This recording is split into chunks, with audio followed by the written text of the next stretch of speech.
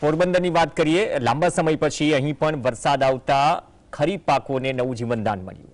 આ વરસાદે જન્માષ્ટમી નિમિત્તે યોજાતા 5 દિવસના મેળાને અસર કરી। મેળો સાતમના દિવસથી ખુલ્લો મૂકવામાં આવ્યો હતો, પરંતુ રાઇડ્સ ધારકોને 7મા દિવસે પરમિશન ન મળવાના કારણે તેમને નુકસાન પણ સહન કરવું પડ્યું।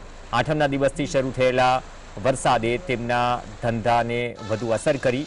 આ નુકસાનને ધ્યાનમાં રાખીને ધારાસભ્ય અર્જુન મોઢવાડિયાએ મેળાનો સમય 1 દિવસ વધારવાનો નિર્ણય લીધો। જો કે બપોર બાદ પણ ભારે વરસાદના કારણે ચકડોળ ધારકો મુશ્કેલીમાં મુકાયા હતા, જેના વિરોધમાં ચકડોળ ધારકોએ પાણીમાં બેસીને વિરોધ કર્યો હતો। પોરબંદર પાલિકા પાસે ભાડાની રકમ પરત કરવાની માંગ કરી।